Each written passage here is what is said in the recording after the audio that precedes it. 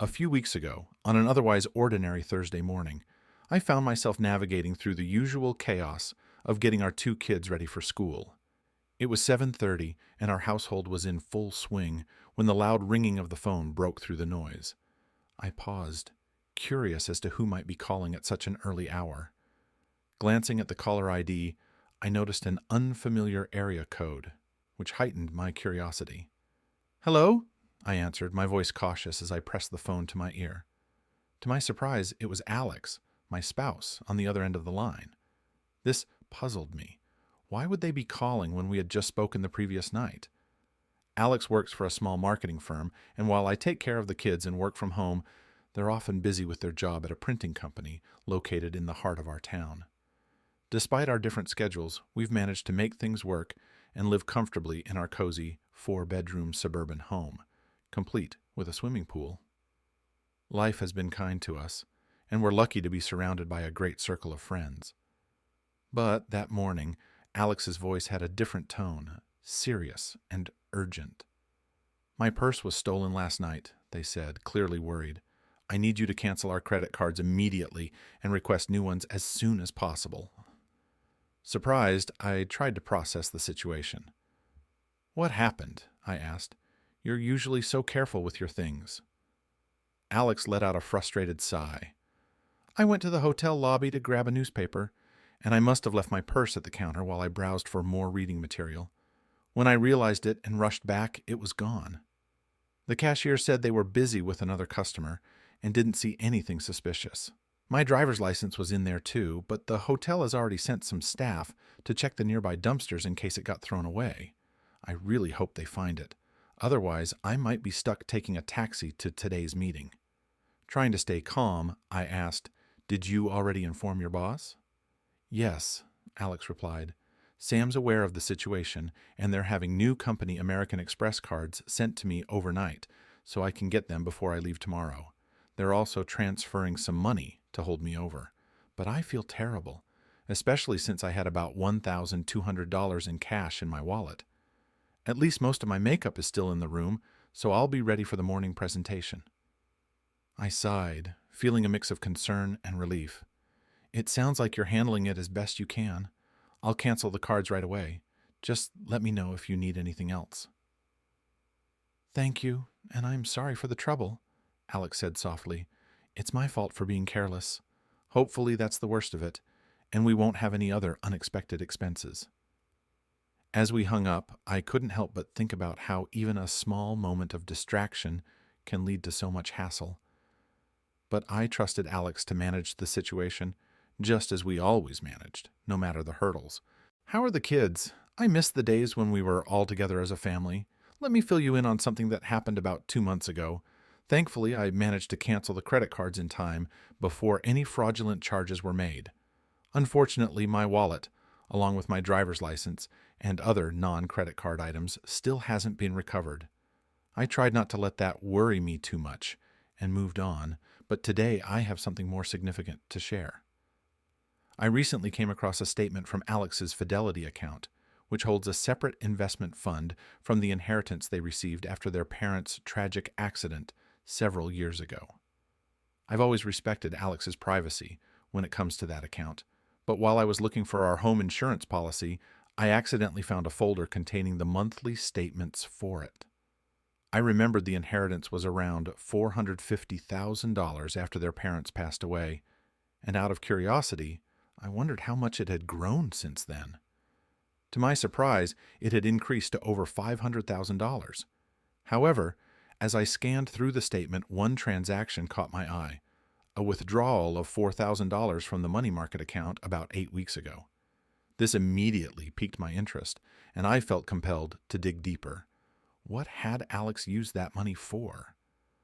I searched through the records and was shocked to discover that a substantial check had been written to a local jewelry store just a few days after Alex had lost their purse in that same city. I couldn't help but wonder what Alex had bought at the jewelry store. They hadn't mentioned purchasing anything for me, and there hadn't been any talk about buying jewelry for someone else. Alex has a sister, but I couldn't imagine why she would need a gift worth $4,000. The more I thought about it, the more my curiosity grew. Finally, I decided to investigate further. I went to the computer and looked up the jewelry store's website, noting down their contact information. I hesitated for a moment, then picked up the phone and dialed the number. A woman answered, introducing herself as a representative of the store, and asked how she could assist me. I calmly provided my name and explained that I was calling about a recent transaction. I told her that we had a slight issue with the purchase and wanted to know if there was a warranty or guarantee on the item. She kindly offered to look up the transaction in their system. After a brief pause, she asked, "What seems to be the issue with the rings?" I was left momentarily baffled, trying to wrap my head around what kind of rings could have been purchased. Thankfully, the woman on the phone quickly clarified, "Oh, I remember this transaction well. When they came into our store, they were visibly upset. They mentioned that their wedding and engagement rings had been stolen, and they were eager to replace them. It wasn't an easy process. They were very particular about finding something that could closely resemble the originals. They used their company's credit card as a temporary hold and then sent us a check to finalize the payment. Now that you've mentioned an issue with the rings, I should let you know that our store offers a 90-day warranty on such purchases. Is the problem that the diamond setting has come loose? It's a little strange, though. When they bought the replacements, they didn't seem to mention losing the rings, just that their purse had been stolen." It took me a moment to absorb everything. I could feel a knot tightening in my stomach as I processed this new piece of information. "Listen," I said to the woman, "I think I need to have a conversation with my spouse before moving forward with this. I'll get back to you later."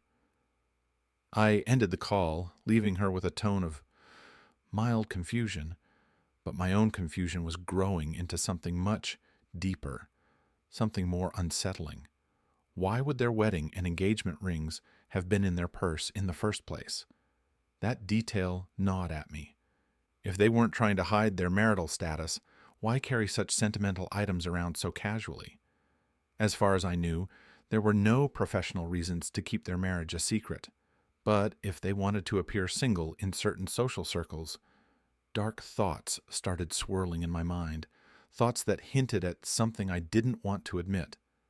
Could they have been contemplating an affair? The very idea sent a cold shiver down my spine. We had been married for 15 years, blessed with 2 beautiful kids, Lily, 10, and Max, 8. I had always believed we had the perfect life, a rock-solid marriage and an idyllic family. Our intimacy was, at least in my mind, fulfilling. But now, these doubts were creeping in.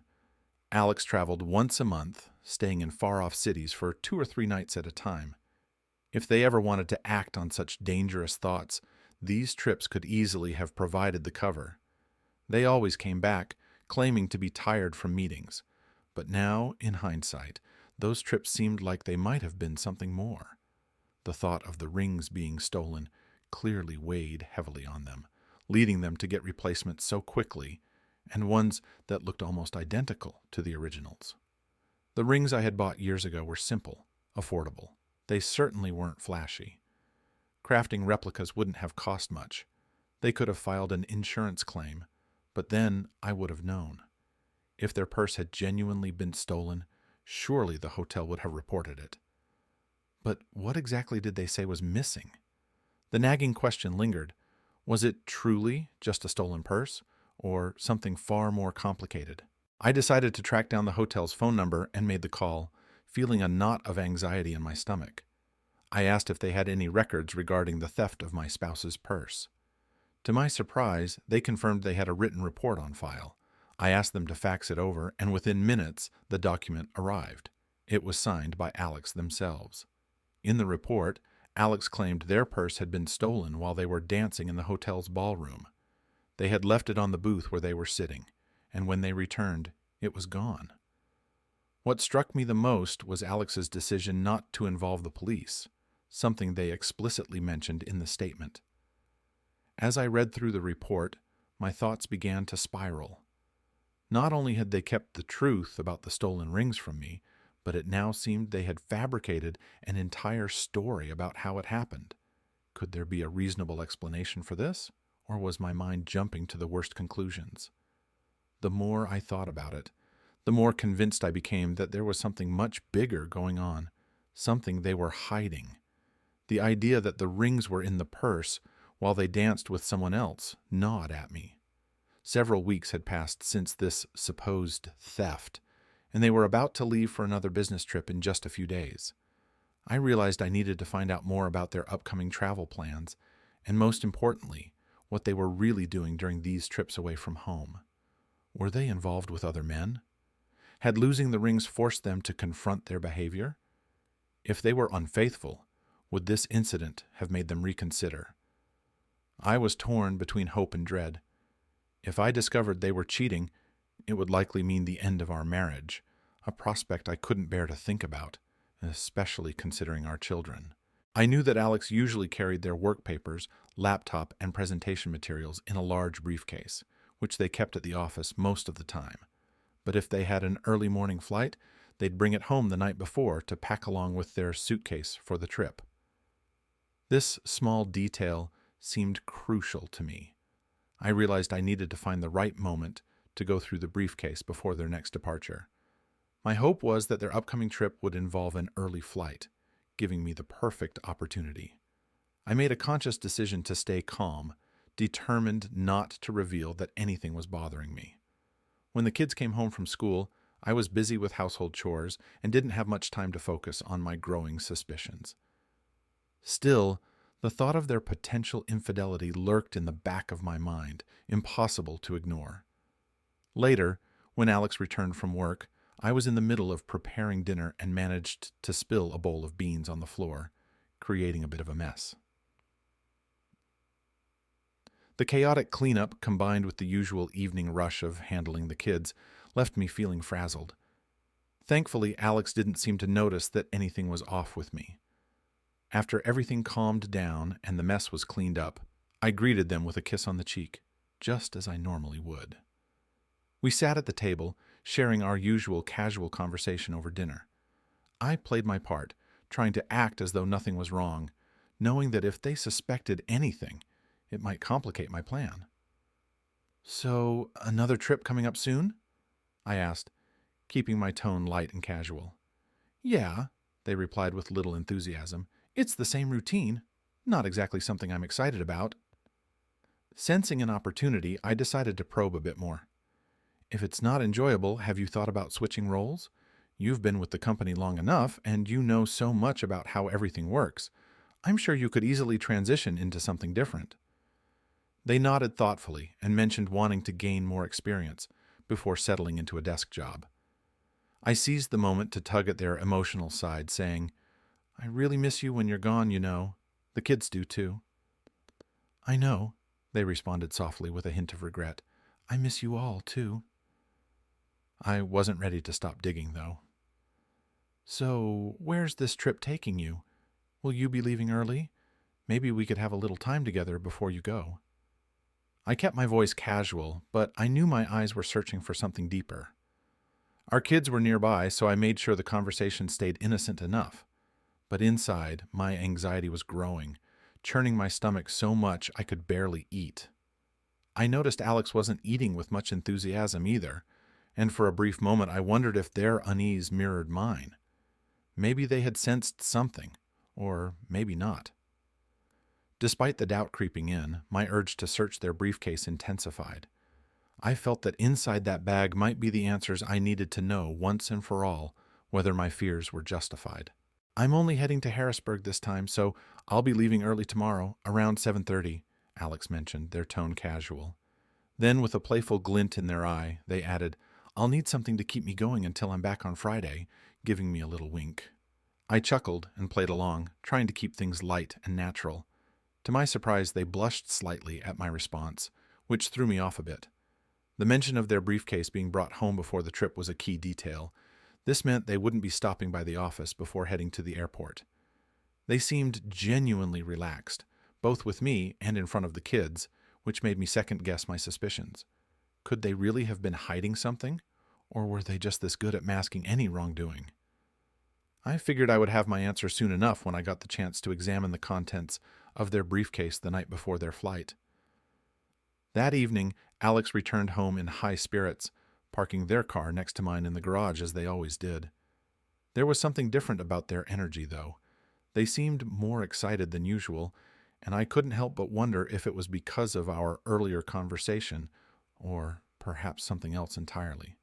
They didn't bring their briefcase inside with them, which I assumed meant it was still sitting in the car. I was preoccupied with preparing dinner, so when we finally sat down at the table, they casually asked if I could grab their suitcase from the garage after we finished eating. Sure, I said, keeping my tone easygoing, not wanting to raise any red flags. All set for your trip? Oh, yeah, it's just another routine trip. The briefcase is already packed in the car, they responded, reassuring me. I just need to put together a quick overnight bag. Keeping the conversation going, I asked, anything fun planned while you're away? Nothing special, they replied. I'll just stick to the usual routine. Maybe we can do something nice as a family this weekend, though. Their enthusiasm for a family activity seemed genuine, which only added to my confusion. That sounds like a great idea, I said, meaning it. It was moments like these that made me doubt my suspicions, but I couldn't shake the feeling that something was off. After dinner, Alex helped clear the table and load the dishwasher, like we usually did together. Once the kitchen was tidied up, they headed to the bedroom to pack for the trip, while I made my way to the garage to retrieve their suitcase. I didn't see the briefcase inside the car when I looked, so I assumed it must have been stashed in the trunk. That didn't surprise me. I had already planned how I'd get access to it later that evening, once they were asleep.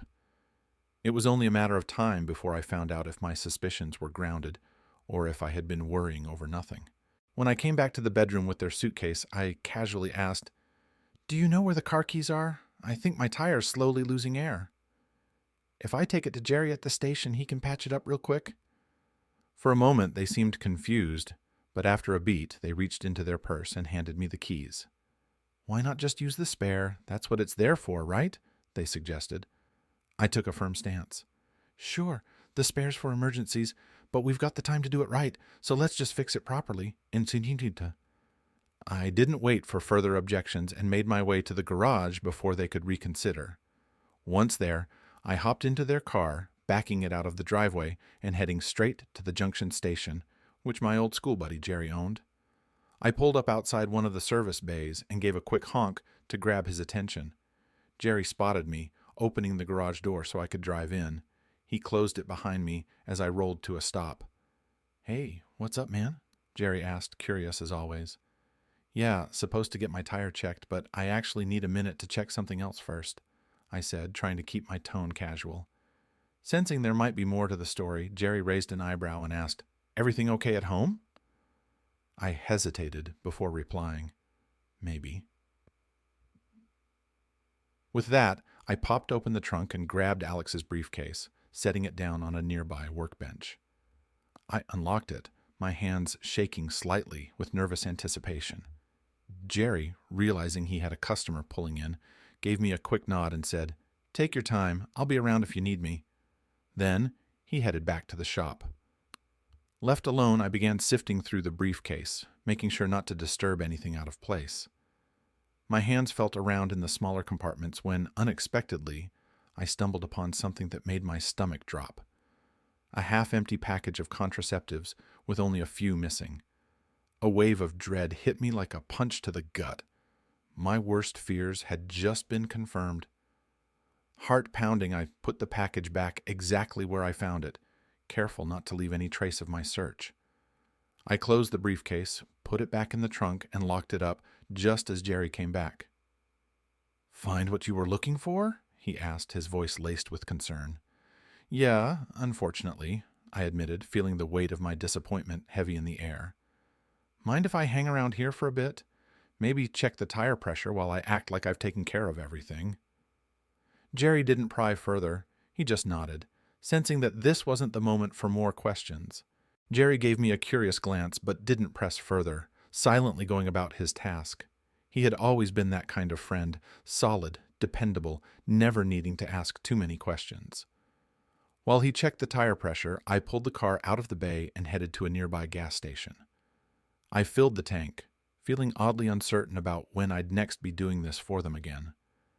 As the fuel flowed into the tank, My thoughts drifted back to Jerry, his silent understanding comforting me in a time when everything else felt like it was spiraling out of control. Driving back home, I pulled into the garage, but the shadows of my thoughts grew darker with every second. Panic clawed at me, each wave of anger and frustration crashing harder than the last. It was impossible to wrap my head around how they could do this. Betray not only me, but our marriage, our family, and especially our children. I tried to keep a lid on my emotions, knowing I needed to focus on the next steps. Securing custody of the kids was my priority now. I had to gather concrete proof of their infidelity and misbehavior, no matter how hard it was to admit what I was facing. Though they had failed me as a spouse, I couldn't deny that they were still a good parent. The kids adored them, and they'd likely be granted visitation rights. But I was determined to pursue full custody. I owed that to our children. They deserved stability. I wondered how they would explain our divorce to their sister, their friends. Would they admit the truth or spin some different narrative? When I got back inside, I called out from the bedroom, "Everything's taken care of, just a nail in the tire." "Thanks," they said, their voice distant, still avoiding my eyes. I needed a moment to breathe, so I headed to the kitchen for a cold beer, then plopped down on the couch with the kids, who were watching some animated show, completely absorbed in their world. About half an hour later, Alex came into the room and sat next to me on the couch.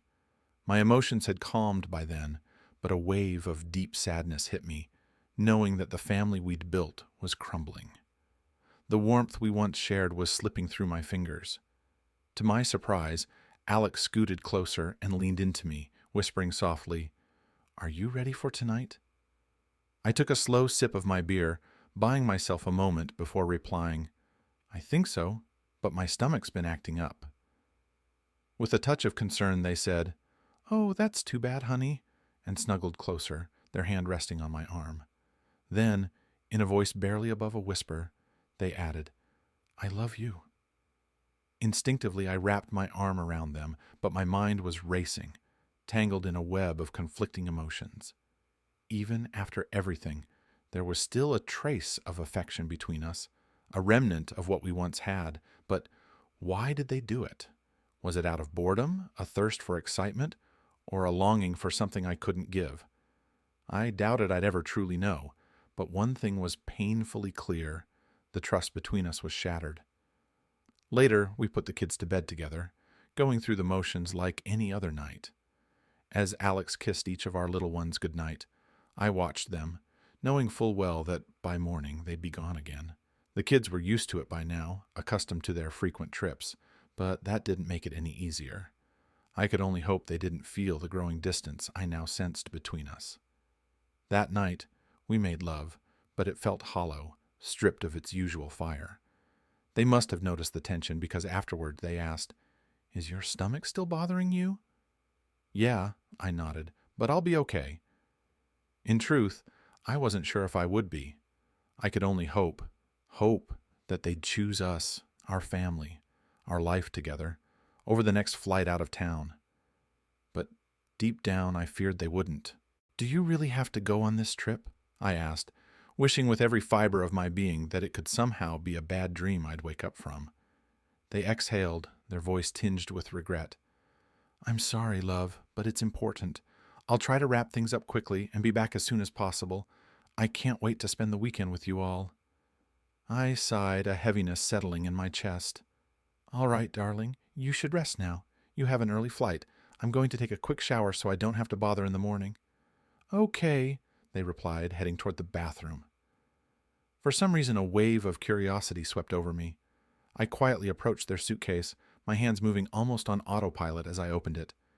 At first, everything seemed normal, just business clothes. But then, beneath those, I noticed something that made my heart sink: carefully folded, alluring lingerie, and that little black cocktail dress that never failed to make them look stunning. A surge of mixed emotions hit me, but I put everything back in place, taking care not to disturb anything, and shut the suitcase. I slipped back into bed, but sleep was elusive, as my mind raced with unsettling thoughts. Around 5 a.m., I heard Alex stirring. I stayed under the covers, deciding not to follow the usual routine of saying goodbye. I heard them bending down to kiss my cheek, their voice soft with concern. "Still not feeling well?" they asked. I merely nodded, unable to put words to the knot of emotions tangled inside me. After the garage door creaked shut behind them, I finally dragged myself out of bed and headed to the shower, the sound of water doing nothing to soothe the anxiety gnawing at my insides. I knew it was going to be a long, difficult day.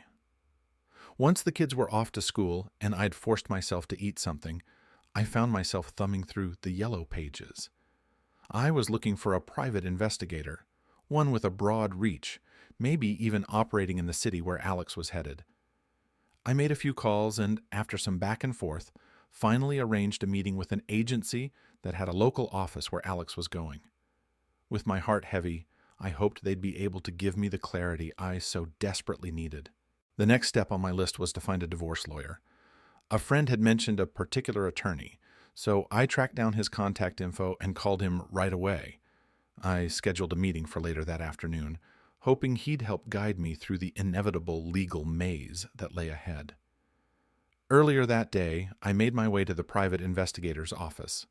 I sat down and shared all my concerns, setting things in motion for Alex to be monitored during their time away. I gave the investigator a recent picture of Alex and filled them in on their travel itinerary so they could easily identify them.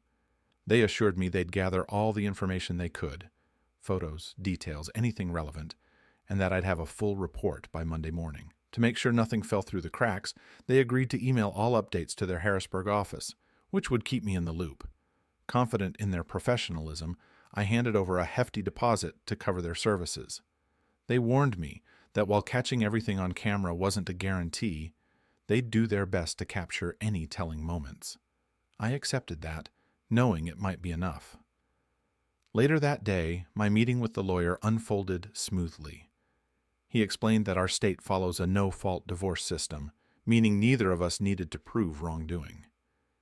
He reassured me that, given I was the children's primary caregiver, I'd likely receive full custody, though Alex would be entitled to ample visitation rights. We discussed the division of property, and he explained that everything would be split 50-50, with no alimony involved since our incomes were almost identical. However, since I would be the one taking care of the kids, Alex would need to provide child support. As for their inheritance, I had no interest in it. It belonged to them, and I made sure it stayed that way. My focus was solely on the children's well-being, and I instructed the lawyer to draft the divorce papers, which would cite irreconcilable differences. I also insisted Alex agree to move out of our home as soon as the divorce was finalized. Thankfully, the lawyer confirmed I had the right to make this demand as the kids' guardian. We also agreed that when the kids reached adulthood, we'd sell the house and divide the proceeds between us. As I walked out of the lawyer's office, a quiet sense of relief washed over me. The realization set in that life would continue, not just for me, but for the kids as well, while Alex would soon have to confront the consequences of their actions. I hadn't yet rushed into dealing with financial or legal matters, like insurance or bank accounts. I believed there would be ample time to handle those affairs after Alex was served the divorce papers, especially considering their inheritance. I assumed they wouldn't be too worried about our joint savings. Later that afternoon, as the school day came to an end, I made my way home to meet the kids as they got off the bus. When Friday finally arrived and Alex returned, I casually offered to take care of their laundry, to which they kindly declined, insisting they'd handle it later. I couldn't suppress a knowing smile. There was a hint of playful satisfaction in my offer. I understood exactly why they wanted to manage the laundry on their own. It was clear to me that they were still trying to keep their secret affairs from being discovered. Later that night, as we lay side by side in bed, Alex voiced concern over my ongoing stomach issues, urging me to see a doctor. "This has been going on too long," they said, their voice tinged with genuine worry. I replied, teasingly, that I was going to try a new remedy a friend had suggested, something I hoped would finally solve my stomach problems and bring me back to my normal self.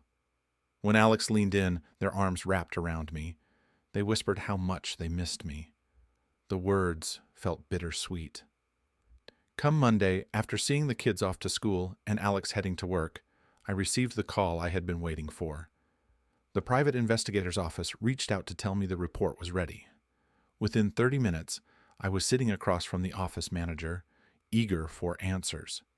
He informed me that the report, along with photos, had just arrived via fax from Harrisburg earlier that morning. Although he hadn't had time to go through the entire report, his quick glance at both the report and the photos suggested something quite damning. I took the report in hand and began reading, bracing myself for what I would uncover. The report centered around Alex Barton. According to the detailed surveillance logs, the observation started precisely at 5:17 p.m. on Wednesday, July 16th, in the lobby of the Harrisburg Marriott Hotel. Alex's identity was confirmed by cross-referencing a photo provided by the Merville office. A deeper dive into the report showed that Alex was wearing a company badge, which further validated their identification. The report meticulously tracked Alex's movements and noted that they carried a briefcase upon entering the elevator. A hotel staff member confirmed that Alex arrived at room 414 by 5:23 p.m. Significantly, the report highlighted that Alex was alone when entering the room. It even included a photograph labeled Exhibit 1A, which captured Alex in formal business attire right before stepping into the room. The photo, likely taken discreetly with a mobile device, showed Alex still wearing their wedding rings at that point. The agents who conducted the surveillance had cleverly rented a room directly across from Alex's, allowing for a clear view of their activities. At 6:31 p.m., the report noted a signal that Alex had left the room and was making their way toward the elevator. By 6:32 p.m., Alex had exited the elevator and re-entered the lobby. What was most striking about this next part of the report was the description of Alex's attire, labeled as Exhibit 1B. Upon reviewing this, it became evident that Alex had changed into a sleek black cocktail dress, paired with high heels. They were also wearing a necklace, a piece I had given them as a gift on our 10th anniversary. But what stood out the most was the conspicuous absence of their wedding rings. The accompanying photo clearly showed that their left hand was bare, the rings now gone. The agents, still stationed in the room across the hall, kept an eye on Alex as they moved through the lobby, no longer wearing the symbols of our marriage. In Exhibit 1D, the photograph revealed Alex and an unidentified man locked in a close, intimate embrace, their lips meeting in a fervent kiss as they sat in a secluded booth. The deep connection between them was unmistakable, almost palpable through the image. The report recorded that at 8:51 p.m., the two left the restaurant together, heading toward the elevator and eventually ascending to Alex's hotel floor. Exhibit 1E then captured them stepping into room 414, Alex looking slightly tipsy but unmistakably satisfied with the evening's events. The next entry noted that the man departed Alex's room at 11:13 p.m., leaving the hotel. The report went a step further, including his license plate number and confirming that the car belonged to Alexander B. Tate, a Harrisburg resident who, as it turns out, was married with 2 young children. A stark reminder that betrayal often spreads wider than expected. As I continued to sift through the investigator's notes, the harsh reality struck even deeper. Alex had engaged in the same behavior the following evening, this time with a different man. The investigator from Harrisburg had signed the report, sealing the truth behind these heartbreaking revelations. My anxiety transformed into a potent cocktail of anger and disbelief. The person I had vowed to spend my life with had chosen a path of deceit, far beyond anything I could have imagined. Even their missing wedding rings hadn't served as a wake-up call. Alex's recklessness knew no bounds. After paying the detective and collecting the report, along with 2 extra copies safely stored on CDs, I left the office, my mind spinning with what I had just learned. Once I returned home, I wasted no time. I immediately picked up the phone and dialed my divorce attorney. "Are the papers ready?" I asked, my voice steely with resolve. The attorney confirmed they were prepared for submission. Without a second thought, I instructed them to file immediately, and with a touch of bitter satisfaction, requested that the divorce papers be served publicly at Alex's workplace the following day. My intent was crystal clear. I wanted to make this as humiliating as possible. The betrayal deserved a public reckoning, and serving them at their workplace would not only be an act of revenge, but a necessary form of justice for the pain they had caused. That night, there was no warmth between us. Alex seemed to pick up on the tension, perhaps suspecting that I had uncovered something distressing. But they didn't press the issue. They merely wished for me to get well soon, their tone subdued in a way that almost betrayed their own unease. I chose to brush it off, avoiding any direct confrontation and leaving their subtle anxiety unaddressed. The next morning, after a night filled with restless thoughts, I got up early. Unable to sleep, I buried myself in work at the computer until I heard the kids stirring. I then shifted into my routine, heading to the kitchen to make breakfast. When Alex left for work, they leaned in for a hug and kiss, but I offered only a light-hearted, somewhat distant embrace, gently encouraging them to hurry on their way. It was then I sensed they might have a premonition of what was to come. As they walked out the door, I caught a glimpse of tears welling in their eyes, and in a soft, barely audible voice, they whispered, "I love you." Once they were gone, an overwhelming wave of sadness crashed over me, tempting me to let the tears flow, but I held back. The kids still needed me, and I had to get them ready for school. Around 10:45 a.m., the phone rang, pulling me out of the morning routine. Alex's work number flashed on the caller ID. I picked up but remained silent, listening. After a brief pause, Alex's shaky voice whispered, "I'm sorry." The words hung in the air, and after a moment, the line went dead. I didn't say a word, just let the silence echo back. Alex never returned home that night, and as the hours dragged on, I couldn't help but wonder if they were continuing with their lies, carrying on as if nothing had changed. My anger, though justified, was accompanied by a fleeting sense of regret. Was I being too harsh? The children, noticing their parents' absence, asked where Alex was. To lift their spirits, I decided to take them to McDonald's for dinner. By the time we returned home, the kids were tired and quickly went to bed. The following morning, Alex called again, this time with a request. "Can I come home to pack my things? Can we talk?" A brief surge of guilt rose within me, but it quickly dissolved. I calmly responded, "Why don't you come by between 9 o'clock and noon when the kids and I won't be home? As for talking, we can discuss everything in my lawyer's office, but only after you've signed, notarized, and returned the divorce papers. Then I'll listen to whatever you need to say." The phone went quiet after a choked sob from Alex. "Good," they finally whispered before hanging up, leaving the silence to echo. They signed the divorce papers, and 6 months later, it was over. Our marriage officially came to an end. During that time, I found out Alex had become pregnant during the affair. They had tried to hide it, but their attempt at secrecy failed when contraception didn't work. Given their age and the circumstances, it seemed like even if I hadn't discovered their betrayal through the missing rings, the truth would have emerged eventually. There were whispers that Alex had already begun seeing someone new. I've often wondered if, before they remarry, I should warn their future partner about Alex's pattern of deceit. After all, it feels unfair for someone else to endure the same hurt and lies. We had a final meeting at my lawyer's office, where I brought this up. Alex begged me to reconsider the divorce, pleading for more access to our children. But I told them the trust was shattered beyond repair.